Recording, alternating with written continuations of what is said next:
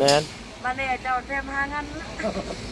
นั่นเท่านั้น นี่คือราคาพันซอยนะบัดนี้ลูกมิกเจ้าเตรียมแล้วบัดนี้ โอ้ยยอมยอมเลย ฮะ เอา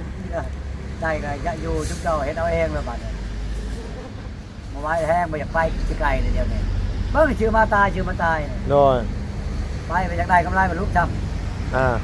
คันว่าเฮาขายบ่ทันเอาไอ้น้อยเฮาคือบ่หาลูกค้าก่อนนะเฮาจังไปซื้อไก่ให้เขาให้ ำมีอยู่ลูกค้าก็ว่ามื้อนี้แล้วจะไปจงเขา เออ บ้านนี่ไปจงพวกนึงแล้ว แต่จงตัวงามเนี่ยมาจงพวกนี้ โดยนะแล้วมื้อเช้านี่ข้านมันนี่เมาตะเบิงเขาเฮ็ดน่ะ มาดีใจ ว่าง่ายๆว่าคันมื้อเช้านี่ไปส่งเขาได้กันแล้ว วิทย์มื้อเช้าไปจ โอ้ ง โหว่าซั่นน่ะ อยากเบิ่งเขาเฮ็ดเรือน เดี๋ยวเบิ่งเคยเดือนอยากแย่งเฮือน เบิ่งเขา จะ เฮ็ด กินคนมา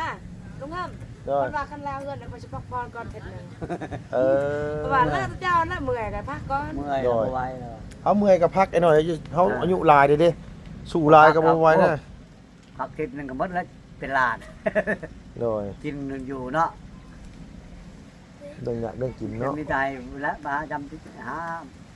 น้ำหมองน้ำใหม่มาแกงแล้วประ แล้ เดี๋ วลุ ยว งถามคนว่าถามคนว่าเจ้าเคยอดอยู่บ่เขามาแต่ก็เคย เคยคือกันเลย เคยบ่ ชื่อเทอละช่องโลตอนช่วงก่อนโควิด เออ ไปบ่มีเงินจะกีบแหละไปแล้วนั่นอาบน้ำไปไกลเขาก็ให้20,000ชื่อ3 โล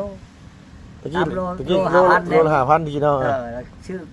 ลาบก็5,000ก็ได้กินลาบ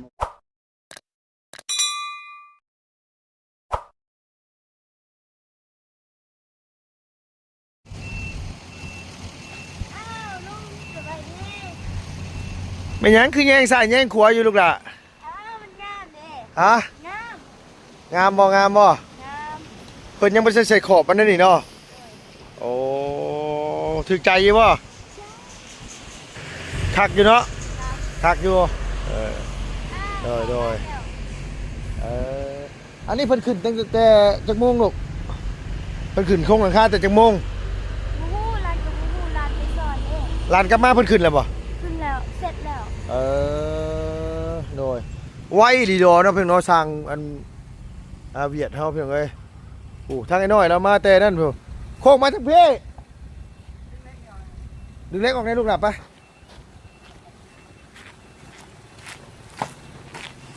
ดีใจหลายใจขาดไปขายตายหมด โอ้ยเนาะบ่เจ้าเอี้ยวมาทางนี้ลูกหลับเอี้ยวไปทางนั้นเอี้ยวไปทางนั้นได้บ่ นี่ก็บางอย่าง3 โลไปเอาแก้วมา เออ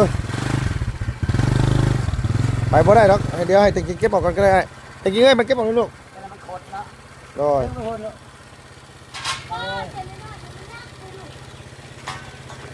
พอดึงไว้หันอ่ะพอยังไม่ได้ใกล้ต้องเขียนเอาไปป้าก็ได้จะได้เอาได้โอ้ โดย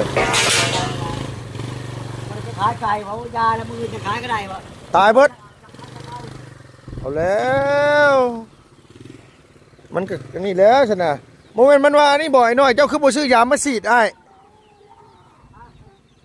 เจ้าคือบ่ซื้อยามาฉีดไก่น่ะคือบ่พ่นยาเอายามาพ่นซะเฮาว่าซื้อยามาฆ่าเชื้อมาพ่นเอา ไว้เราไก่จมกล้ามาเห็ดไก่ โดย เขา เพราะว่าเจ้าไปซื้อไก่มันหลายคอกเด้ ได้ข้อ มันหลายคอกแล้ว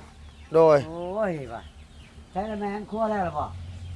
ยังอีกแต่ยังไง ตัวพวกใหญ่นึง อีลาให้ให้แม่ครัวด้วยตอนแรกแล้วว่าสิให้ลุงมากินในลุงขี้ข้านเฮ็ด ใหญ่บ่ โดย เอามือเราแลกเก่าเขามากินได้ ฮะ เอามือโหลดอบโหลดในแนวอบเนี่ย แล้วไอ้ายซื้อมาบ่ โอ้ชื่อมาเลยนี่แหละแนวอบไปเลย เอ เอาเลย อ อบเลยแหละความไปกินเมื่อยละ โดย กินจะไก่ให้ไหวนี่เลยเอามืออบเลยนี่ บ่ผักเค็มน่ะมีอยู่หัวจิไข่เอาให้เฮาก็ได้หัวจิไข่ ไข่เอามือโหลด โดย พวกข้าจะมีหรือเปล่านี่ โด นี่ ย ยาจีนนี่ยา อันนี้เอานี่นะเอานี่เอาอันนี้เอาสองอันนี่หัวค่าน่ะมีแล้วหัวค่าน้อย ผมอยากได้ ๆฮะ เมื่อยกินไก่เลยกินหมดดอก บ่เฮาสิมื้อเฮ็ดแล้วก็มาให้หลานๆนะสู่หลานกินนะ โลดจะมาให้คักเลยข่อย โดย เมื่อยแล้วบ่ไหวเลย คิดว่ามือ บ่เป็นหยังไปใส่ตะกร้ารถน้องก็ได้หั่นน่ะไอ้น้อยมาน้องสิไปใส่ตะกร้ารถน้องไว้ก็ได้โดย คิดว่ามือเพลงเห็ดแห่งนี้แล้วจะเห็น มันตายจากโตะนั่นน่ะ ฮะ มันตายจากโตะมื้อนี้น่ะทั้งหมดน่ะ พอดี6 โต 7 โต อ๋อ รายรวมมัน8โตพุ่นนะบ้านนี่ดอกเด้อมื้อนี้ฮะมื้อนี้รวมมัน3โตตายแล้วครัวกินเองกันสอง เป็นหา โดย บ้านนี่2เป็น 7 มื้อนี้ผู้ใหญ่กันเด้ เป็น8บัด คันบ่มันตายตากแดดได้เมียเขาบ่ได้ให้กินน้ำทั้งตากแดดมันตาย มันตุ้ย ไก่น้อยก็ตายแล้วว่า2ตัวหั่น ตายบ่ ตายเขายังว่าอยู่เจ้าซื้อยามาพ่นเนาะ อ้าวฉันคือว่าไปจักกินบ่เห็น ฮะ ตายบ่ แล้วว่าไก่น้อยที่เจ้าซื้อมาอันมาสิว่าซื้อมาปล่อยมันตายไปซั่นบ่ นี่บ่ โดย เอ้าโอ้ยลูกไก่ลูกแปะนั่นนี่คือหาวแข็งนั่นนี่หน่อย โดย โอ้ยเนาะมันชื่อมากเขาช่างไปได้ ไผอยากได้ นิดหน่อยแล้ว โอ้งามเนาะ ไก่ตีเลย โดยงามก็คันว่ามันเลี้ยงดีๆนี่ มันเมื่อย อันนี้ได้ไอ้น้อยเอ้ยนี่น่ะเลี้ยงดีๆแพร่ อันนั้นได้ยังไงลองมาเรียกเบิ่งมาแทงลุกขึ้นสั่งเสียงขึ้นมาได้แล้วสิพักผ่อนน้อยนึงว่ะเอ้ย มีแต่ซื้อยามาพ่นเนาะหน่อยเฮาว่า ไว้อย่างเนาะ บ่คันเจ้าบ่พ่นยาเฮาว่าบ่รอดแน่ๆแหละเพราะว่าไก่มันหลายตัวมันมาหลายคอกแต่ละสุดน่ะบางเทื่อแล้วไก่เขาติดหาอยู่บ้านเขาน่ะมันฉันได้เหยาได้หยังน่ะเขาคายออกบัดนี่น่ะ ชื่ออยู่เพื่อนคนน่ะ โดยนั่นแหละจังว่าหั่นน่ะ งามงามเนาะ โดย โอ้ยเขาให้เขาบ่คายว่ะ อ่ะ โอ้ยไปละเมื่อยเลยคุ้ยเพิ่นละคุ้ยเพิ่นละเมื่ออบข่อยขี้ข้าน ไปหันหลังแล้วเมื่อหลุด จะคุ้ยแล้วล่ะบ่ มันลกคนมัน อย่าลูกคนไม่เรียบร้อยนะมีแต่เฮาสิเมื่อเฮ็ดไก่ใต้น้ำกิน เคยกินบ่ไก่ใต้น้ำไหมน้อยเจ้าเคยบ่ไก่ใต้น้ำห่านไอ้น้อยยังเฮ็ดบ่เป็นซ้ํพี่น้องว่าไก่ใต้น้ำเรายังเฮ็ดบ่เป็น เคย บ่เคยบ่โอ้ไก่ใต้น้ำมันแซ่บแท้ ตายหมดเลย ตายเลยนะคาย ตักให้ลานเด้อ ชื่อ200,000มาขายฉัน5โอ้ยจำตายหมู่ ๆพักผ่อนก่อน บ่ไหวแล้วเนาะได้หลังคาเฮือนบัดไก่อันตายอันว่า ลุกท้องร้านให้ไก่ เจ้าต้องซื้อยามาพ่นฉันมันอันนี้ได้เพราะว่าไก่มันแต่ละคอกเด้แม่นบ่ล่ะเฮาไปซื้อบางเทื่อไก่มันเหงามันหยังแล้ว เมื่อนั้นก็ตายอยู่ในรถก็ฮะตายตัวนึงเงา มันเหงา แบบว่ามันเจ็บตามันเป็นตุ่มๆมันเงาเลย กูไปให้ เพิ่นเลิกบ่เลยเนาะเวียดกันเนาะ โดย มาเฮ็ดแต่เช้าแต่เลิกแต่เว้นพี่น้องกับเจ้าเฮ็ด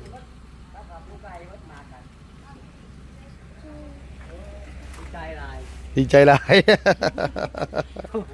ดีใจหลายหน้าจนเหี่ยวบัดนี้พี่น้องเอ้ยดีใจหลายใกล้เห็นว่าอ่าตากแดดตากลมหมดนี่ฮะ คือว่ามือขายก็ได้ว่ามือใครเขาเห็นแล้วบ่ เราในย่ามพ่นก็เราไม่ได้อยู่ไปคู่มือใครกัน คนตกแรงมาคนใด โดย ชาเชือกกับพ่นแล้วก็ไป อ่า เพราะว่าผู้ก็เฮ็ดให้เฮ็ดชวนอีก บ่ได้อยู่นำสัตว์ลูกน้ำเต้าติ อยู่เวลาก็คือนั่นแหละสิ โดย ถ้าสาวมาไป ไว้ได้อยู่กับบ่ได้เงินกินแล้ว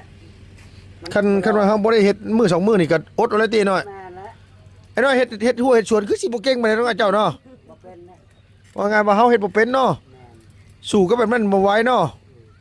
คันเป็นค้าขายนี่พอไหวอยู่น้อยๆเนาะ ถ้าขายกินจักไปเขาปลูกปักช่องปลูก อ่า ปักช่องมาหาซื้อไก่มาขาย โดย โอ้ยอันนี้ราคาไก่บาทลุกบาทได้ อ่า ลูกหลานเทิดหลาน มึงเสียงมาที่ไหนล่ะกูออกไปพูดกูออกไปป้า โค้งมาแต่มึงน้องเลยนะ ทักเลื่อยนั่นแหละถือ โดยไว้อีหลีเนาะพี่น้องเนาะโอ้จวดจัดขนาดเลย ใหญ่แม่มันเกลือได้แม่มันกลัวไก่ตอนยำติดอยู่ แม่นข่อยยังว่าอยู่ แม่มันเกลือได้ ลุงบอกว่าอยู่ซื้อยามาพ่นยาฆ่าเชื้อนี่ซื้อยาฆ่าเชื้อนั่นมาพ่น ยุบไก่กินข้าวโตละกันเปลือกก็หมดแล้ว ไก่นะคะเอาซื้อยามแดดพวกกับมันบุรียามพ่นกับบุรี ไก่งามในบ้านจะเห็นไก่มัน ยามพ่นตกมันมือกับเงา แม่นยามแดดลายก็บ่ดีคันเฮาดูแลบ่ดี ไก่ตลาดมันชื่อไปหาชื่อตามเพื่อนคน โดยบ่ชื่อก็ตามไม่น้อยแต่ว่าบ้านเขามันใกล้ไตห้า แม่ มันกำลังห้าเข้าสิเขาก็ต้องขายออก เขาขายออกแม่ มันมาฮอดเฮาบัดจังว่ามันเป็นพอดีบาทนี่ เอากำหลายๆนะลูกเอ้ยเบิ้ลแล้วก็เปลือกอ่ะพอดีกินเบิ้ลขาดแต่เงินไปชื่ออีกเนี่ย อืมโดย อันเปิดคลิปมาเห็นแต่กิ่งแย่งซ้ายแย่งขวาอยู่เฮือนเพิ่นพี่น้องเอ้ยคือสิดีใจทั้งพ่อทั้งแม่ทั้งลูกนะเนาะ ดีใจแล้วคืนนี้นอนรับทุกคืน รับบ่เมื่อคืนรับบ่ เพราะว่ามันเมื่อยก็คืนก่อนเลย มันพลอยแต่คืนก่อนหน่อยที่ไอ้เมื่อคืนนี่พอได้ยินมาน้องโทรมาบอกว่าโอเคสั่งเลยดิรับเลยบัดนี่ รับครับมันยังเลย โดย จะก็มือกับมาแล่นบอกกลางคืนรอด โดยอันว่าขึ้นโค้งห้างเนี่ยงามนะพี่น้องเอ้ยเขาเจ้าเฮ็ดจอดคักกะลีแบบว่าหนึ่งมาไว้น้อยๆน้อยสร้างเบียดเนาะ เห็นบอกหมอน่ะมันบอกว่าเอาเหล็กตามชั้นแบบตามเสานี่เลยไหน โดย มันว่าเห็นชั้นแบบตามเสามันก็กอมันเห็นกี่ไร่ แมน ตัดขึ้นผู้ชื่อเห็นบอกมัน โดยเพราะว่าอันว่าทางอันว่าสร้างอันนั้นเพิ่นมาเพิ่นบอกว่าเพิ่นสิเซาอันว่าบ่แม่นเพิ่นสิเฮ็ดลอยลงมาเลย ลอยลงมาแบบ ตามเสาเลยเพิ่นว่า โอ้เบียดเราไม่ได้แล้วคันลอยแบบตามเสามันเห็นกบไก่ได้ป่ะ อ่าเพิ่นว่าเว้นเฮ็ดข้อไก่ได้ติน้อย มันมาเห็ดเฮือนมาเห็ดเรียบร้อยเลย ได้เฮือนงานได้เฮือนขี้ลายแห้งก็ได้อีก เป็นจังได๋ มากับคันเวียดเราสร้างเวียดแห้งก็ได้ โดย โอ้มันจะเป็นเสียใจจือมั้ยเนาะเสียเงินผลยังบ่พอไปได้เงินกี่ไร่ลีได้เนาะ โดยอันนี้ใครแน่แบบว่ามันได้งามเนาะ เออ บ่โคงห้างเขาเจ้าเฮ็ดงามแม่นพี่น้องเอ้ยแปลว่าทั้งกันว่าไอ้เวียดเราเฮ็ดคักอีหลียอมรับอยู่ รัวบ่ได้มันเห็ดได้ เนาะ เราเมามันเลย แล้วชายแดนที่หาลังเงิน คือสิรวยเนาะเราเนาะ เราแหวงว่าร วยได้หัวเนาะ เห็นว่ามันเห็ดอยู่แถวชายแดนมันเอาคนมาเห็ดมันเมาแล้วมันจับระดับได้แล้วมันเอาคนมาเห็ด โดย กรรมกรเราไล่ โดยบ่แต่ว่าสมมุติว่าคันคือแบบว่าเรามาคุมเองสิเนี่ยคักงานน่ะ เอาละครับประกันกันบ่เบี้ยวแล้วส่งคืน โดย เราแต่งใหม่อันนี้เพื่อนเฮาเห็นมีระดับเลยทั้งทีกับมุ่งบ่เพียงเห็นบ่ โดย ต้องได้ตัด แม่นต้องได้ตัดออกอยู่แล้ว ตัดออกมันจื้อมันมุ่งบ่เพียงได้ โดย เพราะว่าเพื่อนมันบ่ได้ฉาก ตัดออกลายอยู่ไหม น้อยนึงตัดออก โอ้คันเล็กน้อยมันก็ต้องมีตัดอยู่แล้ว ตัดออกมันจื้อเด้ โดยให้มันตรงเหมือนอย่างน้องพี่น้องเนาะเออ โอ้ยใครจะขายชุมนั้นออกเป็ดก็คือว่าน้ำลายปอดๆเป็ดก็ อ่า หวยเผาแลนด์ขายเป็ด3แสนชื่อ2,800ขาย3แสน บ่ได้ไล่อย่างใดค่ารถค่าล่างขึ้นมา ได้แล้วยันตาย โดย แต่ก็ขาย3แสนหา ย่านอย่างเดียวแล้วต้องซื้อยามาพ่นเอายาตัวพ่นกระป๋องน้อยหั่น แม่ ยาพ่นนั่นว่ายาฆ่าเชื้อเด้ พ่อบ่เคยจะขายเอาตื้มเลย บ่พออยู่หรอกพออยู่ได้อยู่หรอกครับ นี่เคยจะขายเครื่องก็มี โดยคนใช้เครื่องบ่ได้บ่เข้ากัน แม่น คันว่าอบอันนี้เนี่ยพวกอบพวกนี้เนี่ยแม่นพวกอบพวกนี้เนี่ย เพราะเฮ็ดอัวซื่อๆเนาะ แม่นอบอัวเฮ็ดหยังน่ะได้ อัวเครื่องก็ว่าอัวเครื่อง พอใจบ่น้อยคักอยู่บ่เฮ็ดคนขายเฮือนนี่พอใจบ่ มันเพิ่นบ่ช่วยชาตินี่บ่เห็นแล้ว แม่นเท่าน้อยๆเนาะ เออ คันอ้ายเราบ่ซอยนี่ เปลี่ยนว่าเพิ่นว่าโอ้ยให้เพิ่นซอยได้เพิ่นเอาซ้ำนี่ก็พอแห้งแล้วถ้าเพิ่นซอยได้ซ้ำนั้นก็เอาซ้ำนั้นแหละ น้อย ไปขอไปห้อง เพิ่นนี่จนสงสารได้สาธุแล้ว เห็นหลังคาขึ้นมาแล้วก็ยังไข่อยู่นี่นะมีแต่ว่าคันว่าเงินเหลือเท่าไหร่น่ะน้องสิมาคุยกับอ้ายเพิ่นอีกเทื่อนึงแต่ว่าเพิ่นสิให้น้องซื้อวงกบบ่หรือว่าสิให้สมทบเฮ็ดหยังต่อนะ สาธุ เพราะว่าอ้ายแล้วก็คันได้วงกบมาแล้วนะเฮาจ้างก่อขึ้นเทื่อละห้องก็ได้ แม่นคือก็ เงินเฮามีเท่าไหร่เฮาก็คอยจ้างขึ้นนะก่อขึ้นเทื่อละห้องก็บ่เป็นหยังก่อเฮือนนี่มันบ่ได้เสียหายหยัง แม่นก็ห้องหนึงนอนก่อน แม่นก่อห้องนึงนอนก่อนก็ได้ มันบ่ได้เสียหายหยังหันนะแบบว่าว่าจะเฮางบ ห พ อ อ แพงโพดรอ เนาะ เช้าละโอ้ยหัก เครื่อง เครื่องมันมัด บ่ได้ค่าแห้งอีซื่อได้เอ้ย แม่ แม่ น น มันเอาเครื่องมันมัดได้ร้อยชาวล้านแล้วมัดได้ อ๋อร้อยซาลาน่ะแม่นเครื่องระเบิดแต่ว่าอันนี้ทั้งนั้นน่ะมันสิแม่นอันนี้ได้จังได๋เฮาก็ซื้อมาได้บอกเฮา เออ แม่นบ่ล่ะค่าแห้งก็ซื้อน่ะ20ล้านน่ะค่าแห้งน่ะก็เงิน ไล่ น่ะ ไล่ทั้งตัวนี้แหละคันบ่ไล่ตัวนี้แหละมันแห้งไล่แพงมัน130มัน โอ้ โอ้มันว่าจริงๆมันขายถือกว่าได้ แม่นบ่ มันว่ามันขายไม่ใช่2,900 เอ เขาไปซื้อ3,300พุ่นเจ้าบ่บอกขอให้มันว่านี่ข่อยสิขายเจ้าแต่2,900มันว่า อ่า เพราะดินจีนี่อีตาก็ไปเอาน้ำลาวนี่ เออ นั่นจังว่า โดย น้ำบาวเราเลยเฮ็ดเตาดินจีอยู่แก่งคันน่ะ อ๋อนะว่าเบียดนี่บ่มี พี่น้องกัน บ่ง่ายเชื้อสายเขาเจ้ามีแต่มาลงเฮ็ดธุรกิจอยู่ลาวอย่างเดียวเนาะ เก่งเนาะเขาเจ้า ทนดีเนาะห่างมีมันยังอดทนเห็นบ่เมียก็ อ๋อ เฮ็ด เบิ่งแน่เขาเจ้าเฮ็ดเวียกน่ะซอยกันบุบบับบุบบับบุบบับ บ่แม่นนี่ว่า อ่า คือคนเฮา บ่แม่นคนเฮาเด้คนเฮาเนี่ยโอ้ ไพ่เฉย ผัวหาเมียไปหาเด่นไพ่เด้ เออ คนลาวครับบ่ซั่นก็เมียหาผัวเล่นไพ่ ด่าเฮ็ดกิน มันลาตั้งนั่นลุง ซอย อันนี้คักได้มันนี่ คือมียิ่งแล้วกับแบบว่าเขาสู่มาแต่น้อยเด้ เมียมันย่อจังกะสีปินบ่ถึงเบื้องมันยังหาย แม่นบ่ มันเคยย่อบ่ปินเคยบ่เคยไปเห็นมันว่า เออ มันฮอด แสดงว่าเจ้าแบบว่าอันนี้เนาะ เห็นบ่หมอเราเทิงหยอกมันว่าหายข่อยยังจะกินน้ำอยู่นะ ไผ หมอเราเทิงเจ้า อันว่าบ่ถึงวันไหนก็ มันบอกว่าตั้งน้ำเย็นให้กินเนี่ยมันว่าหายยังจะกินน้ำอยู่บ่หัว คนนึงอ่ะฉันลั่นเรา หยอกมันปากดังชื่อมันหมอมันปากดังแต่ว่ามันทำมันไหนงาม โดย มันไหนดีอยู่ โดย เดือนแม่นอยู่เงินเดือนน้อยแต่ว่าบางเดือนเจ็บเป็นมันหายตื่น อ๋อว่าไงว่าเวลาเฮาเจ็บไข้ได้พยาธิน้อยเนาะมีแนวจำเป็นสิเนาะเขาก็ซอย บักนี่ซอยมัน โดย หมอนั่นแหละเบาเอง เรื่องเงินเรื่องทองนี่เราบ่ติแล้วบ่เนาะ ก็ทีนี้บ่ได้ขอยลองว่าถามมันเป็นยังมันด่ามึงบ่นี้ได้มันหายชื่อมันเสียงดังคือ โดย แต่วิทย์แล้วก็แล้วเอาเงินไหนกินน้ำกินได้ โดย เมียเจ็บเมียเป็นเอาไปหมอก็เอารถมันนี่ว่ะ โดย มันบ่ได้หาย เงินก็มัน เอา หาย ไงว่าจิตใจเขาดีว่าไงปากเสียงดังซื่อพี่น้องเอ้ย ปากดัง สัมผัสได้อยู่แล้วนะไอเวียดนี่เนี่ยเราจิตใจเราแบบโอเคเลยแหละ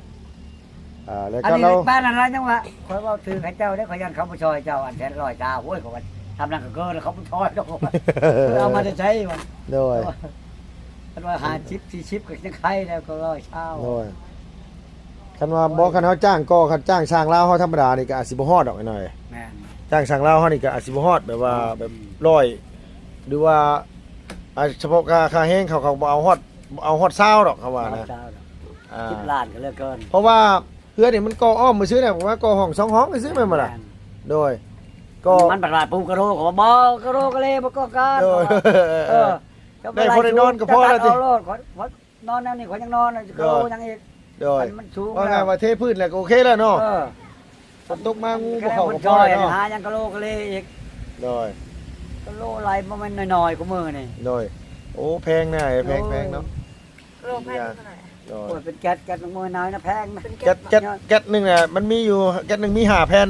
แก๊สหนึงมันสิตกอยู่ประมาณ800 บาท700 บาท มันไหลเพดานอีกมัน โดย พอมันสิไหลเอาร้อยเช้าอ่ะได้ โดย เท่าไหร่เงินเราเลย เงินลาวก็แก๊สหนึงก็ประมาณ500,000ปลาย400,000 500,000แต่ตัวแก๊ส มันไหล แผ่นหนึ่งมันแผ่นหนึ่ง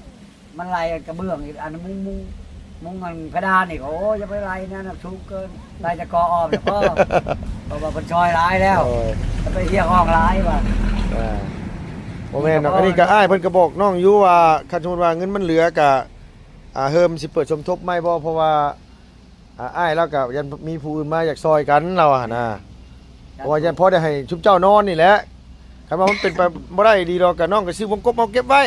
แม่ วงกบมาเพราะว่ามีวงกบแหละคันสมมุติว่าอ้ายหาเงินหาทองได้หรือว่าผู้ใหญ่เพิ่นอยากซอย4ล้าน5ล้านเฮาก็จ้างเขามาก็ แม่ อย่าตั้งวงกบเทื่อละห้องเทื่อละรายไปก็ นั่นแหละ มันก็พอได้นอนก่อน เอาบาทเดียวเงินมันใช้กระดงมันซอยหลายคนเลยเนาะ แม่นมันก็ว่าง่ายก็เพิ่นก็อยากซอยให้มันแล้วมันทั่วเลยแต่ว่าทั้งนี้ทั้งนั้นน่ะคือเฮาเฮ็ดเฮือนมันหลังใหญ่ มันมีใครดอกคือ เฮือนหลังใหญ่นี่น่ะ ไง มันหลังใหญ่สมมุติว่าเจ้าอ้อมแล้วบ่หลังบักใหญ่ได้เฮือนเจ้านี่ ให้รีเลย ใหญ่ ก็น้อย ฮะ บางน้อย น้อยเมียก็ว่าน้อย เจ้าบ่จักใหญ่จักน้อยเจ้าน่ะเจ้าบ่จักใหญ่จักน้อย เคยได้เฮือนบ่กล้าบ่ได้ นี่ทำนี่ก็เลือดเกิน แต่ซ้ำนี่ยังน้อยคันแบบนี้น้อยนี่น่ะตัวนี้เจ้านอนอยู่นี่น่ะอันนี้เนี่ยใหญ่นี่น่ะนี่น่ะจะเบิ่งแน่แต่ข่อยแท้ๆข่อยยังมีปัญญาเฮ็ดได้เว้าอีหลีเอาอีหลีซุมื้อนี่ข่อยยอม ราชาตินี่คือที่ได้แต่เช้าตังละล่าแล้ว ยอมอีหลีคันว่าคือ โอ้ไผสิกล้าคิดอีกเจ้าก็เท่าแล้วกินข้าวมืออดมือบ่เนาะได้ว่าอยากได้เฮือนอีก เด้อผู้เดียวหาน้อยๆเนาะ เดียวหาลู ลู ก กลูกก็4คนบัดนี้สิปะมาเฮ็ดเฮือนบัดลูกก็อดแล้วบัดนี้น่ะสิเอาหยังกิน ไม่เพราะว่าได้ล้านนึงบัดค่ารถเดียวนี่ให้เต็ก โดย 200,000ละค่ารถ 200,000น้อยๆเนาะ ตะกี้150,000ก็ยังบ่คุ้มแล้ว ตะกี้ไปอันมาจากนี้ลงไปทอดไปกับ300,000ตะกี้น่ะ ย่างไก่100,000นึงเป็น400,000 ชั่วโมงนี้ไปกับ400,000 400,000ขายย่างไก่200,000 เขาจะเชิง200,000 สองย่างนี่ โดย ย่างละ100,000ตะกี้ย่าง50ย่างละ100,000 ย่างละแสนน่ะ โอ้แต่มันขึ้นเขาเอา โดย แม่ตัวหนึ่ง30เขายังเอา60บอกแกเลยย่า แกบ่แกได้แล้วแต่เจ้า รถโดยสารเขา เออ แม่ตัวหนึ่ง โดย 60เวียดจนห้องโก้เมื่อนั้นเวียดต่อมันโต50บอกว่ามันมีหลาย60โตเลยรถหาย สำนำชิปโตนบรุษได้ อันนี้นี่รถเบียดว่าดิรถลาว รถล้าวรถโดยสารลาวเขา ร เนี่ย ถโดยสารลาวเขาเนาะ แต่ว่าเวียดจากแกแบ่มา อ๋อโดย โอ้ขี่รถเวียดแห้งไม่ได้ขี่รถเวียดมันหลายต้น10,000 ไก่อะ ชิปไก่เฮายางเฮาชาวโตก็ปี200,000แล้วแหละ โดย มันหลายเป็นโตนะ อันนี้เจ้าซื้อหอยมันกลายเป็นโลนะโล โดย 2,000มัน โอ้ 80 โลเท่าไหร่160,000แหละ โดย เป่า60,000 80 โลเป่า60,000เบียดแก80 โลเป่า160,000แล้ว เอา มันหลายเป็นกิโลนะเบียดนะ อะไรเป็นกิโลอะไรเป็นตัว ตัวน้อยตัวใหญ่บ่เกี่ยว มันไก่มันหลายเป็นโต โดย มันหอยมันหลายเป็นกิโลเพราะว่ามันหลายพวกแม่ค้าเวียดคือคนลาวว่าเป่า1 5ที่มันใส่80 กิโล เขาเป่ามีแต่50มันใส่80เนี่ยได้ถึงเดี๋ยวมันแยกต่อกระเป๋าเลย โดย เวียนมือต่อกระนักลายกันย่อเองมันดอกจ้องแล้วก็ลายโล2,000โล เพราะว่าเจ้าไล่มาเพื่อแอมบ่ได้พี่น้องเอ้ยแอมข้างน้ำน้อยเนาะแอมข้างน้ำ แต่มันเลยและหน้าหลังอะไรมันเลยและ โดยแอม แอ บัด บ หน้า แล้วก็เราไม่ได้ให้นั่งอีกเนาะ บ่แล้วเอาแอมแล้ววัดนี่ก็เขาก็จบได้บ่นี่น่ะ มันแล้ว เบิดแล้ว อันนี้นั่งดีที่มันบอกว่าหาชื่อแพนมามันต่อตีแต่เลยกันแต่มันชื่อแล้วมันที่ไหน โดย มันไปเลยจ้างคนใหม่แพงนะป่ะ แม่น บัดนี้เจ้าแซมหางันละ นั่นเท่านั้น อยู่กับราคาพันซอยนะบัดนี้ลุ่มมิกเจ้าเตรียมละบัดนี้ โอ้ยยอมมันยอมเลย ฮะ เขาได้ก็จะอยู่ชุบเจ้าเห็นเอาเองเลยป่ะเนี่ยมาไว้แห้งไปอยากไปจะไกลเลยเดียวเนี่ยเมื่อชื่อมาตายเนี่ย โดย ไปอยากได้กำไรมันลุกจ คันว่าเฮาขายบ่ทันเอาไอ้น้อยเฮาคือบ่หาลูกค้าก่อนนะเฮาจังไปซื้อไก่ให้เขาให้ ำมีอยู่ลูกค้าก็ว่ามื้อนี้ได้จะไปจงเขา บ้า บ้าน นนี่ไปจงคนหนึ่งแล้ว แต่จงตัวงามเนี่ยมาจงพวกนี้ โดย นะแล้วมื้อเช้านี่คาดมาเนี่ยเมาตะเบิงเขาเห็ดน่ะ มาดีใจ ว่าง่ายๆว่าคันมื้อเช้านี่ไปส่งเขาได้กันแล้ว วิทย์มื้อเช้าไปจ โอ้ ง โหวาดซั่นน่ะ อยากเบิ่งเขาเห็ดเรือน เดี๋ยวเบิ่งเขาให้เดือนอยากแย่งเฮือน เบิ่งเขา จะ เห็ด กินคนมาลุงอ้ำ โด ค ย นว่าคันแล้วเงินไปสิพักผ่อนก่อนเฮ็ดนึง เอ เพราะว่าเลิกเจ้าน่ะเมื่อยได้พักก่อน เมื่อยเอาไว้เลย เอาเมื่อยก็พักไอ้หน่อยเขาอายุหลายเด้สู้หลายก็บ่ไหวนะ พักทิศหนึงก็หมดแล้วเป็นล้าน โดย กินเงินอยู่เนาะ เรื่องอยากเรื่องกิน เป็น เนาะ มีใจแล้วมาจำที่หาน้ำหมองน้ำใหม่มาแกงแล้วประ อัน เดี๋ย นั้นลุงถามเพิ่นว่าถามเขาว่าเจ้าเคยอดหรือบ่เขามาก็เคย เคยคือกันเลย เคยบ่ ชื่อเทอละช่องโลตอนช่วงก่อนโควิด เออ ไปบ่มีเงินจะกีบแหละไปแล้วอาบน้ำไปไกลเขาก็ให้20,000ชื่อ3 โล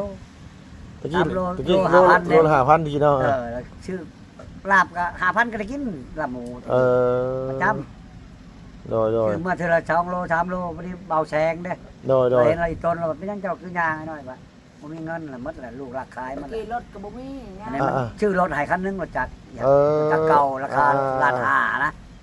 อันนี้โคราชเนาะนี่เนาะ แม่นอันนี้ชื่อเองอันนี้ โดย เราชื่อกัน มุนแล้ว ลูกเอาไปขายเล็กเศษแล้วนี่ละ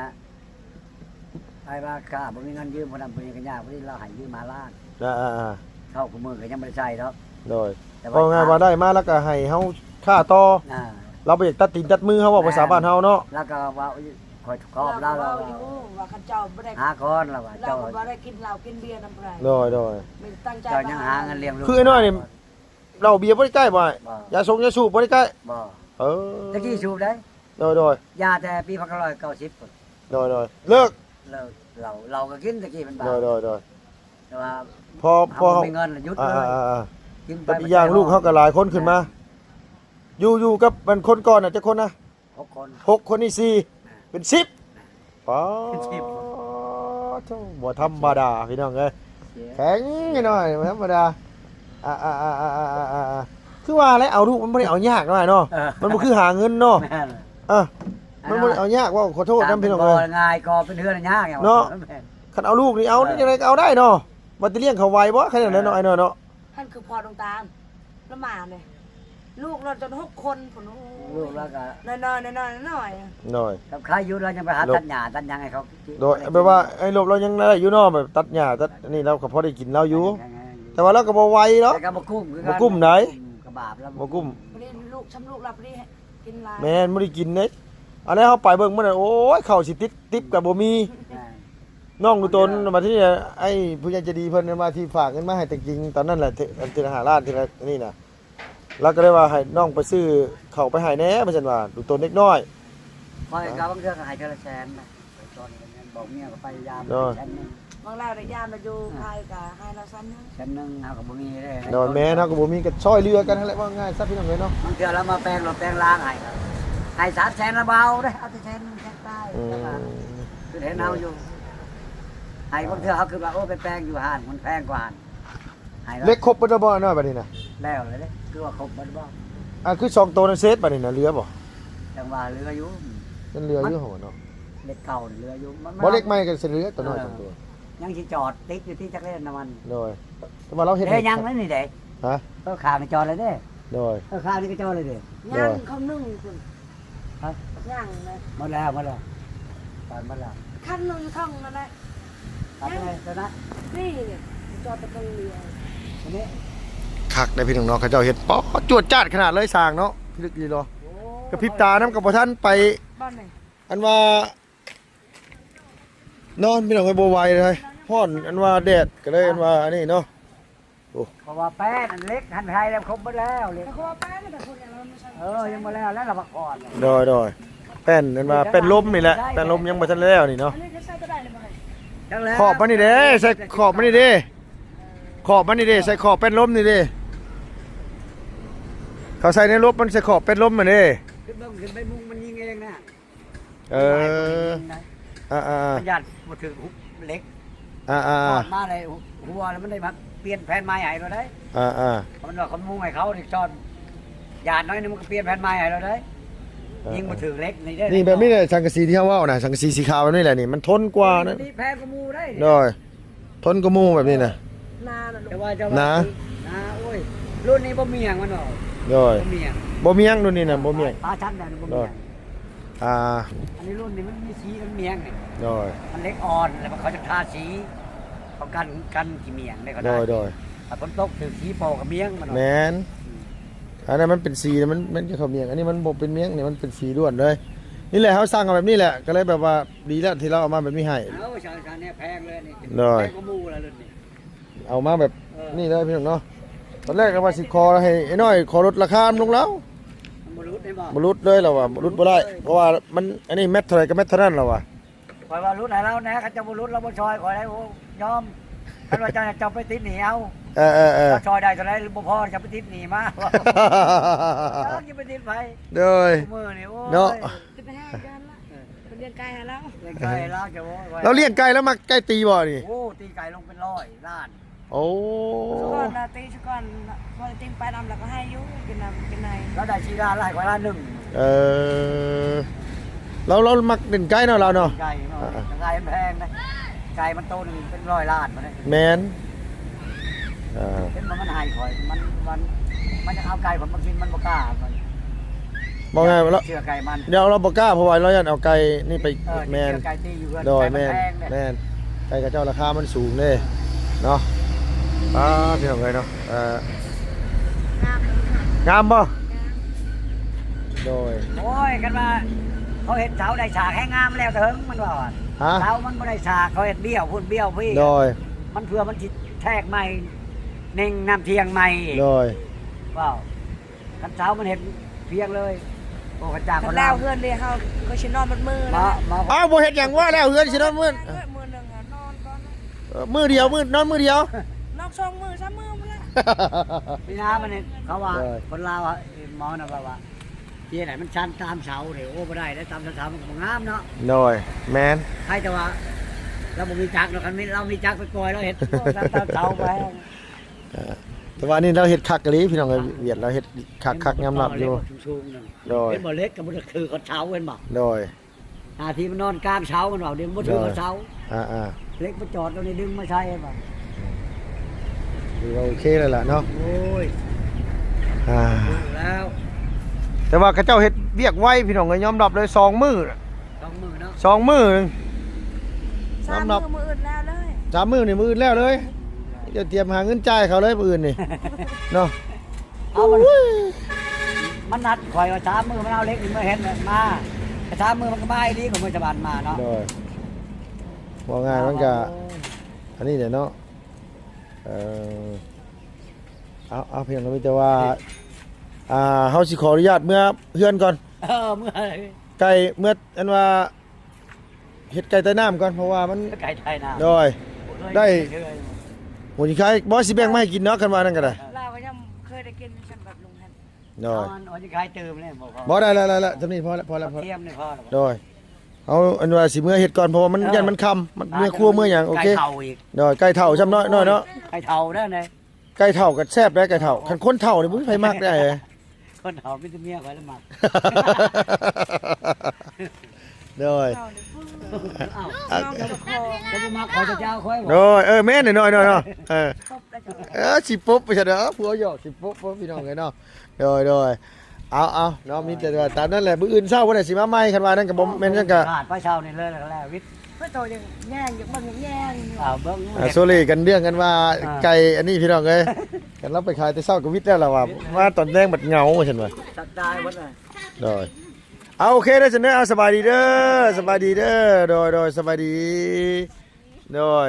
เอาเนาะพี่น้องเรื่องซานแล้วก็มื้ออื่นน่าจะแล้วเสร็จเป็นที่เรียบร้อยพี่น้องเอ้ยเพราะว่าเขาเจ้าขึ้นทั้งอันว่าหน้าแล้วเนาะพี่น้องเหลือแต่ทั้งหลังกับใส่ไม้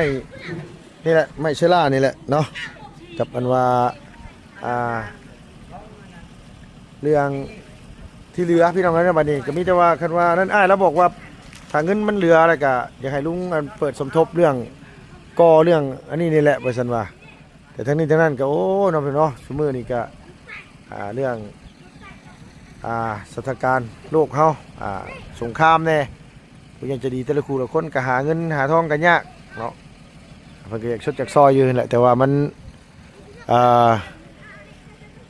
บ่ถ่วงบ่ทันเนาะพี่น้องเนาะไผกับตัวไผตัวมันซุมื้อนี้ก็ได้เนาะขอบคุณหลายๆพี่น้องอยู่ดีมีแห้งเด้อผมขอบใจหลายๆเนาะพี่เนาะยังไงก็ฝากขอบคุณขอบใจทั้งไอ้ใหญ่จะดีเพิ่นหลายๆเพิ่นยังหักยังแพงเนาะเพิ่นยังให้ความเมตตาไว้เนื้อเชื่อใจลุงมาเฮ็ดมาทำให้คือน้องจริงๆแต่คือน้องของมีแน่พี่น้องเนาะโดยสำหรับคลิปนี้ไปแล้วพี่น้องบ๊ายบายสบายดี FC เบิร์ดสุขุสุคนนะเพิ่นเด้อ